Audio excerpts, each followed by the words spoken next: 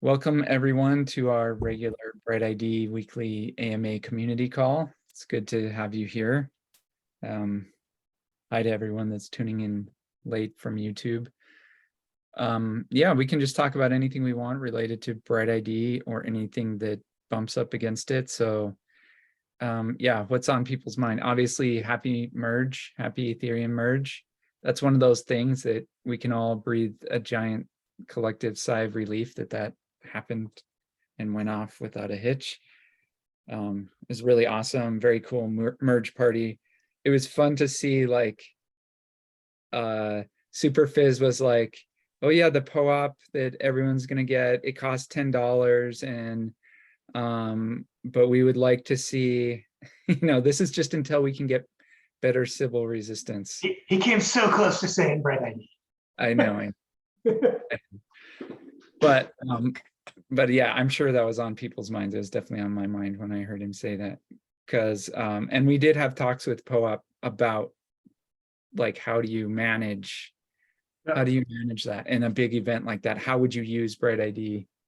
And it's tricky because there's still this other kind of attack where it's like, I guess you could call it POAP farming, where they're real people, but they I mean, you can leverage so one way is you can just buy a bunch yourself, but another way is you can leverage, like, real people.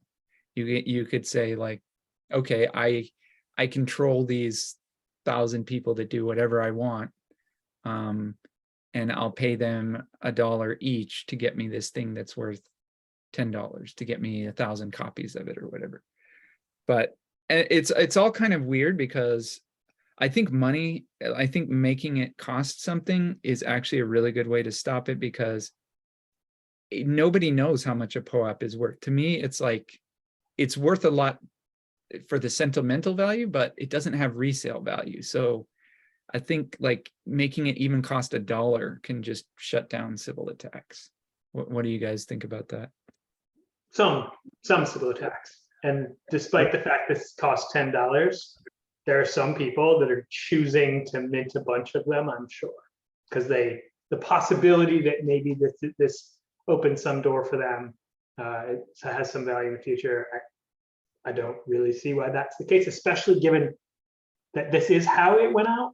Like, everyone knows you could buy as many as you wanted for $10 a piece per address, and that there's no, they didn't even mention any sort of limits to what would be allowable. So I would assume that someone could send in, 100, they could run their little script to send $10 from 100 addresses, and they would get $100.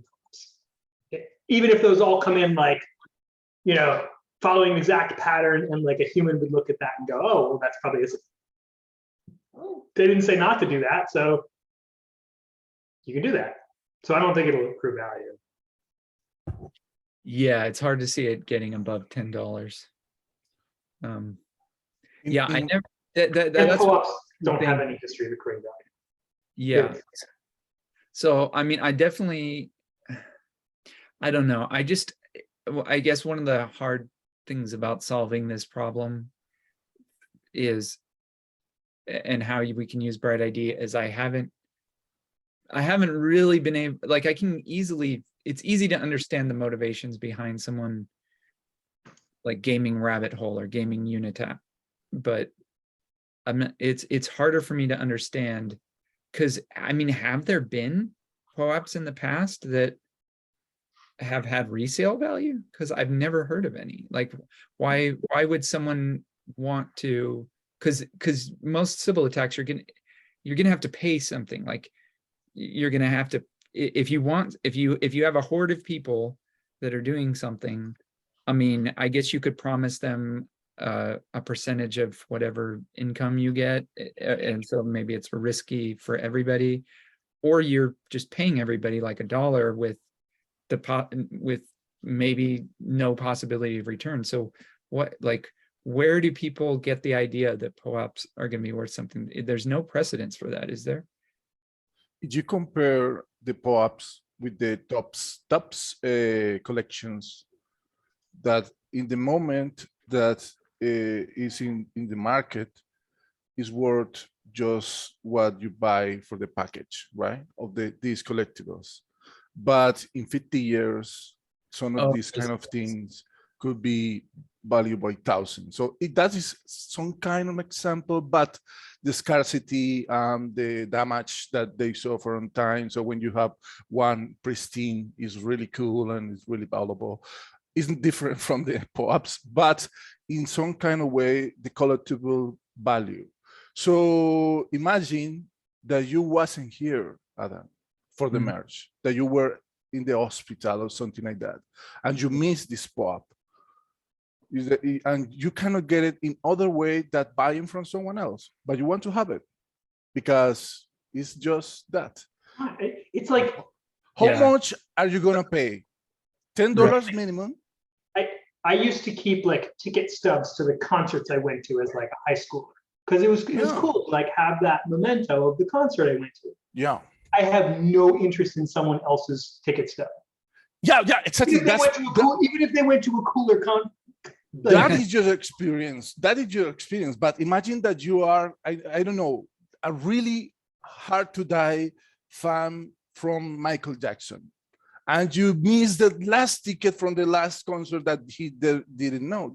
I'd just be salty because I didn't get to go to the concert. Yeah, but you get the opportunity to buy the ticket from another person and say, I got it. No, I didn't buy it from the store. Oh, I you buy mean it from someone else. Okay. Yeah. It's more sentimental, emotional value, that kind of stuff right now. But yeah, we don't know. It's good to have, and you know that some POAPs give airdrops. I mean, it's criteria to be selected for airdrops, and if you that's true, make a bet about which POAP could be a potential airdrop in the future, this one is a really good bet. Oh, I see. Yeah, I don't know. I think that it's I don't think it's going to work out profitably in any way for the civil attackers, even if they were to successfully civil attack a POAP that comes from like viewing something that anyone could do. I mean, okay, maybe if it's something like ETH staker, like to prove that you were that you were actually one of the, like you were actually staking and running an ETH node, and you get a POAP for that, where there's like deeper checks into that you actually did something, and some, but for something that anybody could come to, that anyone can do this, like you can still do it. Like right now, if you sent in $10, you could still get one, even if you missed the merge party. Yeah. It's hard to imagine that would be like that any civil attacker is going to make money off of that. I also say that this is one of the places where I think that POAP is missing their goal, right? It's called proof of attendance. Yeah. This is not proving you attended. That's true. That's a good point. Because anyone can send $10 to stateful.eth and they will get one. So that has no, and 10,000 people learned that fact. So there's no limit, there's no connection to having attended. Therefore, you're not proving anything. That's a good point. Yeah. Now, there are lots of other, and I'm not, this is not a slight on my POAP in general. In many cases, when you have a POAP, it really does prove that you attended, at least as long as it hasn't been transferred. We go to the song a day meetings, and they'll only get given to you if you attended. There's no way around it, because someone actually went through the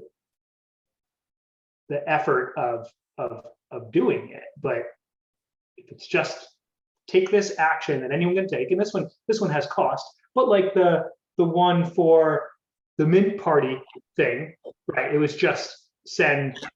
It was like 0.001, like like $1.50 or something. Yeah, it was like $1.60, whatever ETH was at the time. Right, and again, right, we know that requiring anything, and you know that still doesn't require transaction costs. So probably more in transaction than in the actual like. They were not Yeah, trying to I collect think money. gas was pretty low, like right before the merge happened. It spiked right after the merge, but yeah, I ended up spending like $2, like $2.30 or something total. So it was cheap to get that one. Well, and so I haven't gotten the merge one yet because they want a stable coin, and my POAP collecting wallet doesn't currently have any stable coins in it. Oh, And like oh. the slide said you could send ETH, but then there was some confusion. They said don't. So You I can't lose send. it. I lose it. Do you do you need some stable coins? I can send you $10. I mean, I could also just like do a swap. Like I have Oh, assets. so you have other assets. Okay. And just like at the time last night, gas was, you know, like 100 when this was happening. Well, I did mine from Gnosis chain. You can send it from Gnosis chain to that address. So I just sent in 10 XDAI from that I wanted it to be. Yeah, I think you can do that. Yep. Another thing that maybe you guys did not mention yet is that what happened with the people that didn't have the money but was there. I mean, they don't have like what Philip said, but he doesn't get the money in that wallet. But if you are there and you don't have, you had $9.99 in your wallet or something like that, so you wasn't there because this. So it's defeating the purpose of the civil. It's like fake positives. I mean, people that was there is real. It's not civils, but doesn't have that money. Or how many people that didn't know anything about blockchain or crypto was just there seeing the live stream just to get to know what it is and miss the opportunity to get this pop because there was no anything thinking about them, that they don't know anything about that. So some kind of thing that happens. Yeah. And then there's so if you make it, I agree with Philip, like proof of attendance should be more closely tied to attendance. But there's an issue with that, which is something that we saw when we used to create POAPs. We had really cool POAPs and Dama would design them every week and it was great. But then we found out that a bunch of people just came and camped. So again, if you're that Sybil attacker that has an army of 100 or 1,000 people at your command, you can just descend on an event and have your minions just sit there and do nothing. You just tell them, okay, I'll pay you $1 to connect to this Zoom call, and you can just put it in like a background tab and just do whatever you were doing. You don't have do you think there is people capable of making code that just can claim hundreds of thousands of POAPs if they don't charge $10, as an example? If they make fake wallets and they automatically everything. So one of the other things, one of the other defenses that we've seen is a CAPTCHA.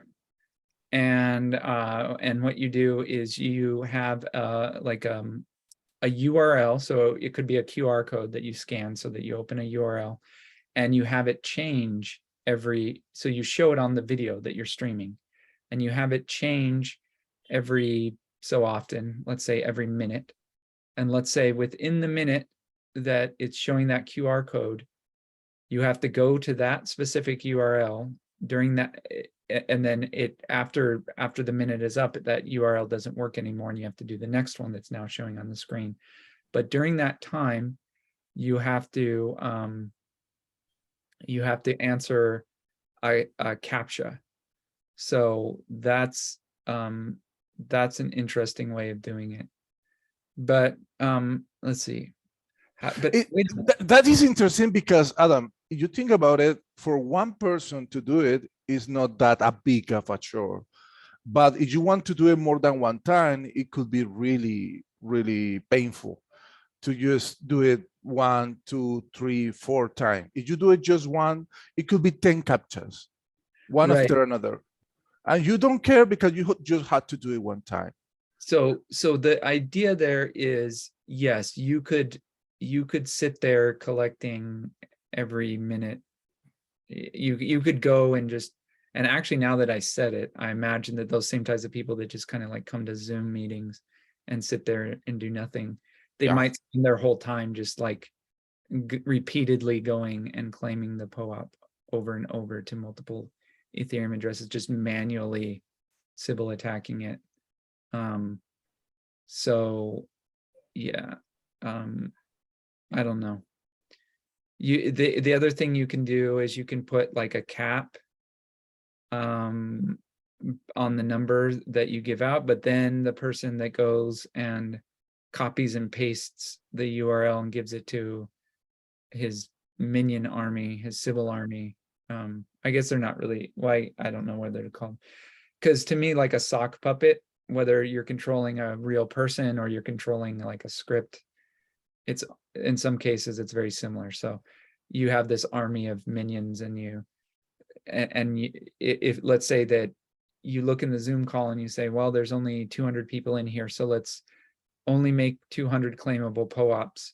Someone comes in and just claims all 200 with their minion army that they share, they copy and paste the link with.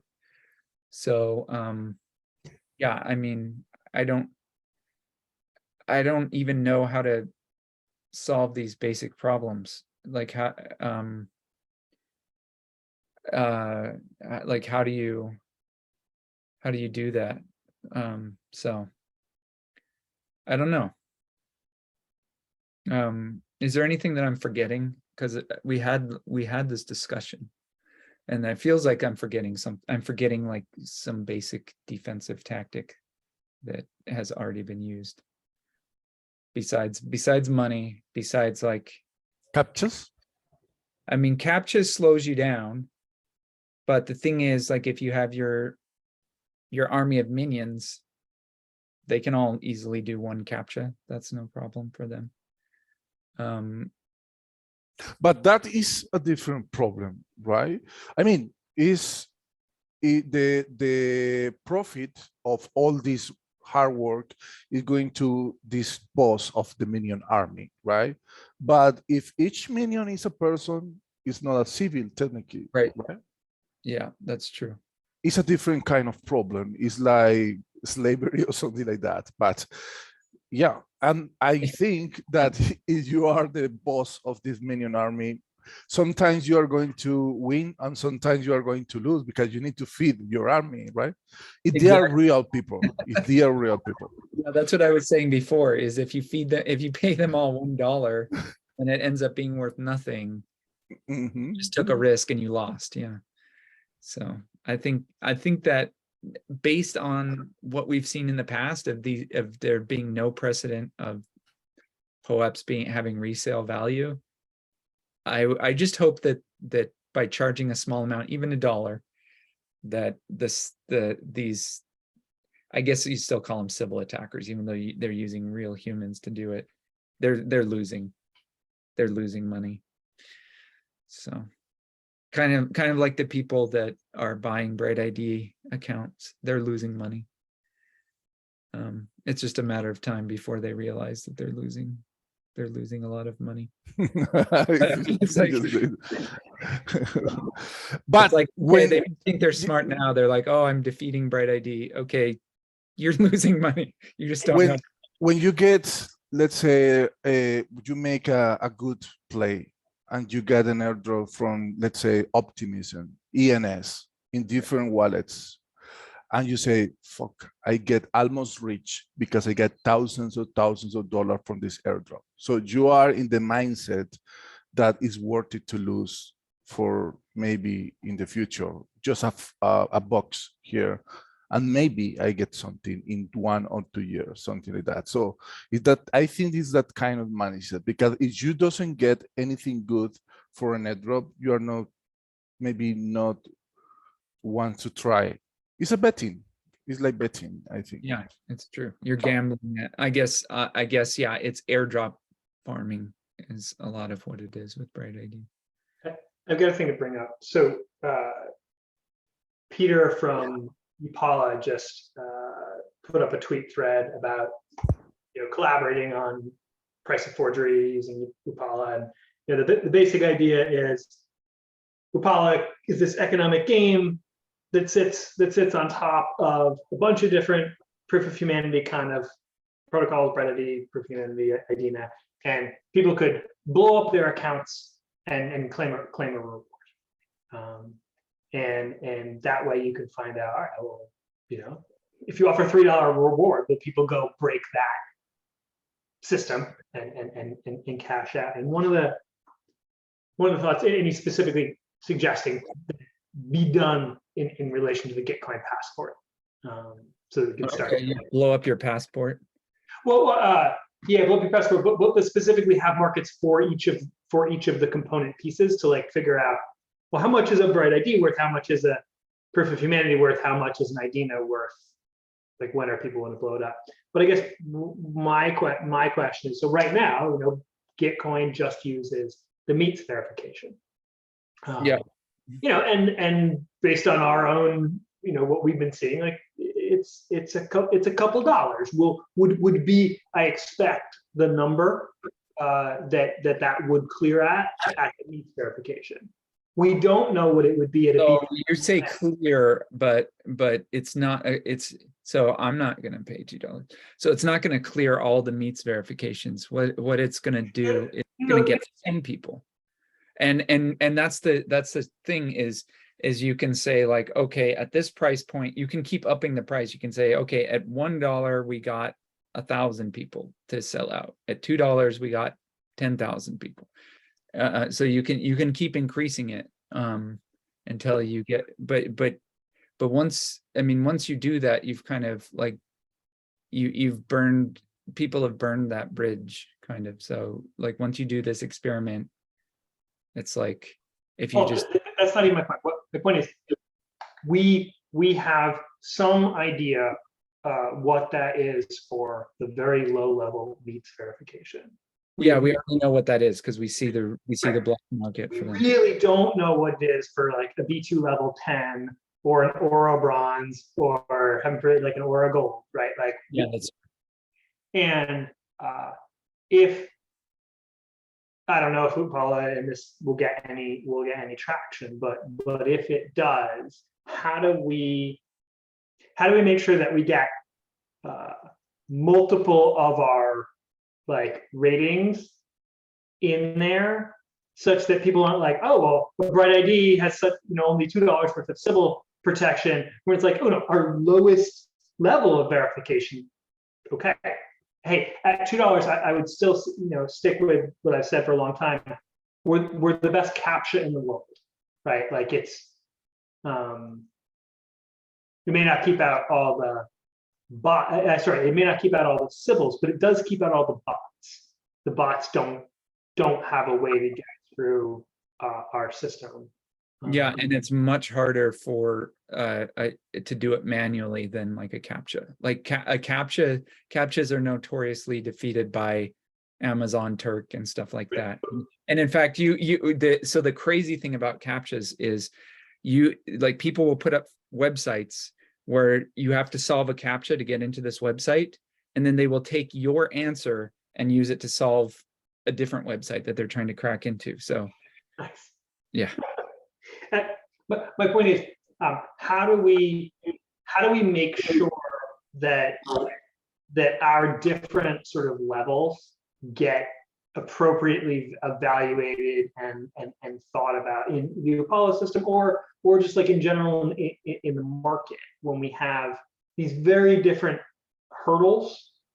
Yep. How do we get people to sort of like understand in a clear, intuitive way that there's a huge difference between Aura, silver, and meets? Yeah, definitely. I don't like, more people are maybe going to have meets, especially at the beginning, but like, I don't want that to be, oh, well, that's what BrightID is. BrightID is a meets verification. Yeah. So the thing about meets verification is, even though we know that there's a black market and that those are being sold, like it's kind of like buying POAPs. It's like, okay, you really want to buy POAPs? You really want to buy meets verification? Okay, like knock yourself out. Like, we're not going to try to stop you from doing that. You're just, because it's just like, it's just a tax that the attacker is paying, that they're not going to profit. We know that they're not going to profit off of this. But so imagine that we find out that there's a black market for Aura bronze. That is something that will immediately be investigated by and like cracked down on by like the Aura players are going to start doing sleuthing if they see that. If they see that the bronze is being sold, like that's going to immediately disqualify like regions of the Aura graph. Well, right, and also if bronze are getting sold, someone that we can point to is doing something wrong. Yeah, there's an Aura player. You can, that's the point that I'm Right. trying to. You can find the Aura player with a little bit of sleuthing, and I don't think it's going to be that hard. Like judging how like stupid these Sybil attackers are so far at making these mistakes, it's not going to be hard to like say, okay, that guy is doing it. Right, because right now, Victor's doing his calls. He's doing it appropriately. But Sybil comes not in some super obvious way, not someone that came to him yesterday. Someone that had gone to Ashraf's party the day before, and he doesn't act weird. He just Victor appropriately makes a meets connection. Yep. And now the guy's double verified. Didn't do something wrong in that. Yeah. Well, no participant, no BrightID star did anything wrong. Right. They did what they were supposed to do. In Aura, if that happened, Victor did it wrong. Exactly. Because he should not have labeled that person as honest without being sufficiently, or also he'll be the first to be like, darn it, yep, that one got by and I agree. No one's gonna be perfect, but it doesn't mean he's a bad actor. Right. It doesn't make Victor's a bad actor. Well, unless we figure out that he did know that was the Sybil when he did it, but assuming that's not the case, he got fooled. But like it's on him because he's the one that pushed them over the edge into validation by his action. And in Aura, you are responsible for your actions in a way that you're really not responsible in the current setup. The star does their best in seconds and moves on. Yeah, all the legitimate Aura players are going to immediately like as soon as they can, it's in everybody's interest to like whatever as being a reputable player to keep your reputation, to snuff out like a Sybil attack as soon as you possibly can in Aura. And if you don't, that like the longer you let that sit, the harder it's going to be, because like to reclaim your reputation, because you might come up with a story like, oh, I was on vacation and that's why I wasn't paying attention to the Aura graph, and that's how these Sybils were allowed to exist for a week, and the reason why I didn't cut them off, that's the reason I didn't cut them off immediately. And so but the longer you let that last, the harder it is to convince other Aura players that you are still deserving of energy. Like so you've got to, like, you can't let it sit. Aura as a tool cannot let it can't tolerate letting Sybils exist very long. They'll pop up, but like the way Aura is built, it's like speed. It's built for like shutting them down quickly. And like I said, if you're an Aura player and you don't snuff out the Sybils quickly, it looks bad on you. So but I remember that we had the discussion before, but not to this deep. But what happened with that kind of people that manage communities by themselves? The people that had like a mass of people that they don't really get. Yeah. So like personalities. Right. So we talked about, I can't remember where we talked about, but we talked about long time ago. We talked about let's say that you're the only you're the only aura player that's managing this entire village, and the other aura players are just being lenient with you. They're saying like, okay, for whatever reason they decide, they say that they trust you to manage this village that only has like one computer or something. And you're not, like, to me, the worst thing that they could do would be to be an exploitive middleman, and like, you know, you're giving everyone in the village, you're generating maybe $100 of value for everyone in the village, and you're taking $99 from everyone, and so you're being extractive of this village. So that's the worst. Like, if I was an aura player and I heard that was going on, I would immediately cut that aura player off. Yeah, but in the other side of the coin, these kind of people that is trying to do something really hard that we don't get it. But following the example that Philip gave, let's say on a star project like myself.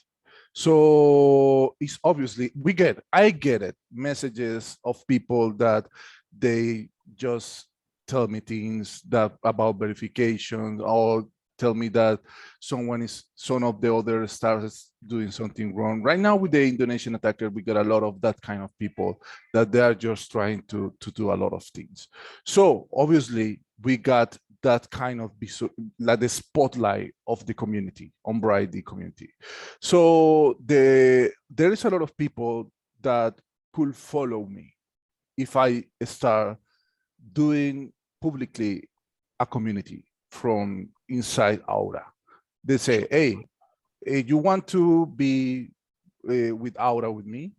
Come to my meetings. It's personally meetings, no BrightID verification meetings. Exactly. Let me know you, and I'm going to give you the opportunity to be here. And we can start growing an inside community just from me. Yep. Okay. Yep. So what happened with this kind of behavior? Because it could be happen in the future. Yep.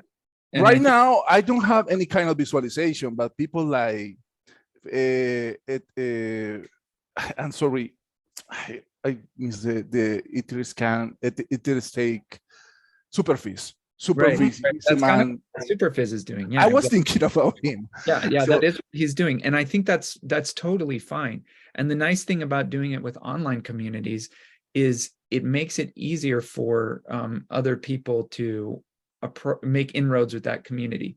Because if it's like a remote village in Mexico that you can only get to by bus, it's hard for someone else, like another Aura player, to go and like make sure that this other Aura player is doing the right thing in that village, that they're not like double counting everyone and or whatever tricks they might be trying to pull.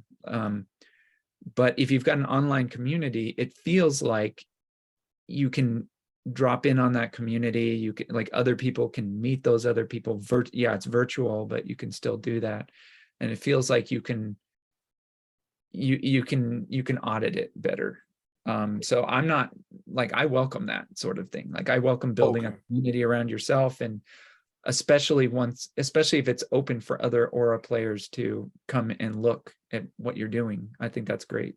So I was thinking about that, and before we finish that conversation, taking back again the example that Philip gave. So I made a mistake inside that kind of community. I do something wrong. I don't pay attention. I go to vacation, all the kind of thing that could happen. I made a mistake, and it's known that there is civils in that close community. So who is the one that is going to cut me off of my energy? Who? You're going to fix the mistake yourself as quickly as you possibly can. And, you know, let the other Aura players know that you made a mistake. Tell them how you fixed it. Tell them why it's not going to happen again. I don't think you immediately. I think if you solve a civil problem as soon as you can, and like everybody understands how it happened and they know, then it's like, okay. So if, let's say that you were doing something really sloppy, and and that's why it happened. And people don't have faith that you can do better job in the future, then naturally they're going to lower the energy that they give you. And it may not be because it's not necessarily because you're dishonest. What aura players are rating each other on is the ability to play the aura game. So if I just think maybe you're not as good as an aura player, maybe you're not as good at managing your communities as, let's say, Philip, then I'm going to give Philip more energy. I'm going to give you less. And it's up to every aura player to make that decision. So it's like a meta community that is on top of this small community that is going to cut off the problem. Yeah, Yeah. and I'll also point out that, you know, we're going to start with one energy flavor, but in the long run, we expect there's going to be multiple energy flavors. So there's like the truth from the perspective of, you know, white energy. Blue energy is going to have a different perspective on the graph. If both of them are good, solid energies, they're probably going to have a whole lot of overlap. But there may be some regions that they disagree. You know, there'll be some cases where it's like, hey, white energy, there's a whole lot of white energy over in this region, there's just very little blue. Okay, that means maybe just blue needs to grow over there. And there's another one where it's like, there's a bunch of white energy and there's a bunch of like bad blue energy over there. Now we've got an interesting thing because we've got conflicting opinions from these two groups. Like we're going to start to see really interesting things when we have that conflict. Yeah. And I think that we will have that conflict, and we want that conflict. That's going to figure out, well, if there is conflict, somebody's right and somebody's wrong, probably. And we're going to figure out over time which one was labeling it better. And I might not, the day that we find the conflict, we're not going to know necessarily which one is more accurate, just that there's divergence. But a month, 3 months from now, we're going to know which one was right. And then that's going to factor in who we should believe in the future. Because like once there's that conflict, that's like a highlighted zone. There will be more attention. We'll figure out some way to incentivize people to take actions that will help to resolve that. You know, it's like, hey, Victor was his own edge. You know, he was the one bridge to that community. We now think that community is questionable, and maybe it's fine, but just like somebody else marked it questionable. Now there should be incentive to like, hey, let's get more bridges. Let's incentivize Victor to go to his friends and just be like, yo guys, come help me out and like shore up this by adding your opinions. Or hey, other people, like come meet and just pull this area more into the graph. Or maybe you'll see that competing one and then you'll go, oh, maybe I got snookered. Maybe I made a mistake. I wasn't trying to, but I'm going to look harder because some other guy who I think knows what he's talking about is saying this might be a bad region. So you're just, without anyone even giving you a hard time, you're going to self-reflect and evaluate, do you still have the conviction that you had when you made those ratings? But that kind of problem that is going to be in the forever growing communities. But I mean, right now, in my already know connections, I got like 20 friends from my real life friends. Mm-hmm. That's all. I don't have another one in 1 year because I got all my friends that could be here and I got no more. And I don't make an already know connection like months ago. Yeah. So my community that I got is not growing really well. But we know that it's people there that constantly is going to convention, is knowing more people and is growing these communities. But if you get stuck with your people, with your community, with the people you know, this is going to be bad for you, or is going? No, that's not going to be bad for you. So Philip and I have talked about there's different ways to play the aura game. There's different roles within the aura game, and the role that you're describing is kind of like the edge. You're an edge player. So you've got your community that you know really well. You can do a great job of producing high confidence results for your small edge network. That's the, you know, these people that are not Aura players that are on the edge of the graph near you. And so we absolutely need people like that. Then there's going to be like generals who manage a bunch of different edge players and appropriately give out energy to them. And so both types are needed for sure in the Aura game. Okay. Yeah, and then you're also going to have sleuth detectives. Well, you have a variety of roles, right? So you could have a small edge person, which is like, hey, I'm gonna become an Aura player just so I can get my 20 friends validated, and I'm gonna do it with high confidence. And I'm not gonna help any strangers. Not interested in helping strangers. I'm only gonna help my friends that I already have high confidence. I don't need to like do a bunch of Sybil analysis because I know them and all of their stuff, you know. And then there's other people to be like, hey, I want to be someone that helps strangers get in this. And I'll give the example of, you know, WorldCoin. So WorldCoin has these operators that have the scary metal orbs, right? And they have that orb, and their job is to get strangers to scan their eyeballs into the orb. And they, you know, the good ones do thousands of people. Yeah. So we'll have to figure out over time and how what should, if someone's playing that role of like, hey, I'm getting the strangers in, what do they need to do to have sufficient confidence to mark them in a way that's useful? And I'm sure there is, I mean, it's kind of like what BrightID stars do today.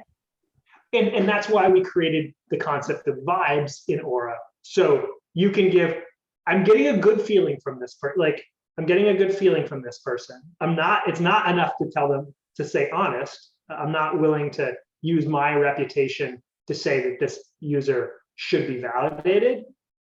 But I think that it seems like they should. I'm willing to say that. And that person, because all they got was a vibes from you, they're not done, unfortunately for them. They're gonna need to take more actions. And I'm not exactly sure what those actions are, but it's gonna be more if you can't get an Aura player to actually mark you as honest. I'm also not sure what those actions are, and it's not gonna involve an orb for me. So, like, I'm not, so I don't see myself at this point giving any energy at all to anyone who's doing stranger validation. I just, like, that's not something that I'm interested in. I want to find a bunch of people like Victor who are validating people that they know really well and send them energy. That's what I want to do as a general. But I could be proven wrong. Like in the future, I don't know, maybe people find a really good way to. We have an opportunity right now with the DevCon that is coming. In the conventions, you know, people for real. Yeah, maybe it has to do with you co-ops. talk to them. Yeah, maybe it has to do with like holding a convention, locking the doors, making sure that people only come in one time and during the certain time period. And maybe that's how you validate a bunch of strangers. I don't know. Maybe someone comes up with a cool way to do it, and then you can send them some Aura energy. Well, what I've assumed more is that so in the early days of BrightID, we sort of thought through and we're like, you know, in order to be validated in the future, you're going to make, say, 10 connections. That should be enough to get you into the social graph in a way that is strong enough that the algorithms could be like, okay, we like that. So maybe part of it is that, like, okay, you got a little vibes from someone, so that you got vibes from an Aura player. Now you need to go out and connect. You just need to be deeper into the BrightID social graph. Yeah, that would definitely do it. Like if you become Victor's friend, like a good friend. No, I'm not saying you need to become Victor's friend. I'm saying you need to get your friends, your real friends, to also do BrightID. Right. Until we force them. So the way I see it actually working is that someone in your circle of friends at some point is going to be an Aura player. It doesn't have to be you. If you don't want to be the Aura player, just keep bringing people into BrightID, keep making connections with your already existing friends until you find that person in your circle of friends that does want to be an Aura player. And then, yeah, that's one way you can solve your own problem. So you are telling me that maybe you can make that strategies like roles, that I'm going to be I got different friends. So you are going to start evaluating different people. I'm going to be stuck with the people that we know. So we are going to start making more friends and putting there in this community or something like that. So I'm going to give you more energy from these people. I'm going to pass my energy to you. And the next month, you are going to pass the energy to me again. This Yep. weird strategies trying to be better Aura player, right? Mm-hmm. Yeah. Yeah. And I like that you brought up the idea of, or I like the term that you used, meta communities. I think that's a cool term. We had been calling them energy teams, but yeah, I mean, that's basically what it is it's like there will be communities within Aura. So there's like natural communities in real life, but there will also be like groups of Aura players that are like, hey, let's work together. Let's share this energy flavor. We're kind of like the community that sits above these other communities. But the fact that now, if there was only ever any one meta community at a time, or one energy flavor, one energy team at any time, that would be really bad for survivability of the Aura game, because it would be very fragile if like something happened, some incident happened that creates wide distrust among that energy team, then the whole system breaks down. That's why we created the concept of multiple energy teams or meta communities, where like it's okay. I mean, it doesn't destroy the system if one of them falls out of favor for whatever reason, because blue and red teams start performing better than white teams, and so people are just like, oh, white energy is not as good as it used to be. That suddenly becomes fine if you have enough of these teams. And could be the possibility that you have like one community fill up of Aura players. I mean, everyone is an Aura player, like 100 Aura players. Yeah, you like, could potentially have that. And how is going to that is going to work? You will have a lot of flavors. Yeah, but that's will not have- that useful. I mean, you could definitely have that, but and who knows, for maybe for some app, they like the app just wants people that like, you can only use this app if you're an Aura player, not just a BrightID user, because we've always said that okay. we thought it would be like 99% regular BrightID users and 1% Aura players, and those 1% of Aura players help the rest of the world get verified. We don't know the exact ratio, but that's just an example. So in that, most apps that I can imagine, I see them wanting like regular people, and maybe so you choose, you kind of like, you can look at the Aura teams or the Aura flavors and see where their energy is operating, see like where in the world they're verifying people, or maybe not where in the world. It could also be according to interests or whatever, however the communities are composed. And so apps can kind of say like maybe, I don't know, maybe online gaming apps you use yellow energy heavily because there's a lot of online gamers in yellow communities or whatever. But some other app that has to do with UBI or something has to look at a whole bunch of different types of energy flavors and kind of be smart about how they use them. So it's, yeah, who knows how that will work, but yeah, it's up to apps to decide how they're going to do it. And yeah, maybe some app, I can't imagine what it would be right now, but I've been surprised of how people use BrightID. So maybe some app in the future will just say, yeah, you've got to be an Aura player. Like, you have to invest time in actually getting to know the social graph in a detailed way and playing the Aura game, or you can't use this app. I don't know. I think that'd be a pretty small It would be a very niche use type of, case, right? But I can see more easily that something like saying you need Aura Gold, right? Which yeah, you need a higher level of aura. Like there's bronze, silver, gold. you perhaps even like an obnoxiously high level. Yeah, right. So you have to have at the risk of excluding places like that village in Mexico that only has one computer, at the risk of excluding those people, we want to be rock solid and make sure that like no one even has two accounts. Like there's like this is just like there's so much scrutiny on people who get these verifications that we know that they're not that there's just barely any civils in this at this gold level.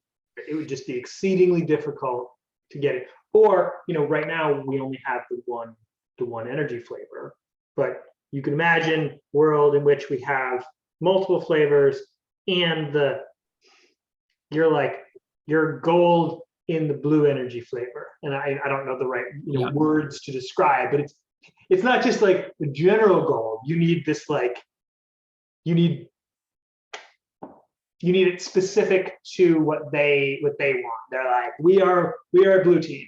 It could be a really pretty NFT, at least the colors.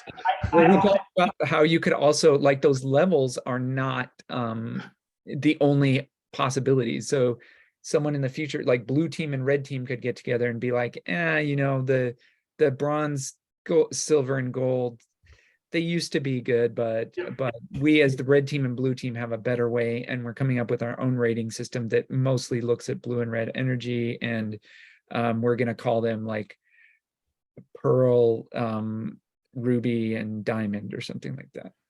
And so yeah, we're reaching the time, I think, but I maybe this is getting record. I don't know how many people are going to see it, but when Aura? Yeah, exactly. When Aura. So we're beyond the merge, Adam. That's important. Okay, yeah, there's no excuse. Yeah, no, we need to. Okay, so the thing is, we have a goal that there's a special type of NFT that can get you into all the Unitap prize raffles. We're calling it, so far we're calling it a magic ticket, and we want those to be only open to Aura verified people. So we have a goal for something that's going to use Aura verifications. I would like to, I would love to launch those magic tickets in a month. So that doesn't mean that Aura has to be perfect.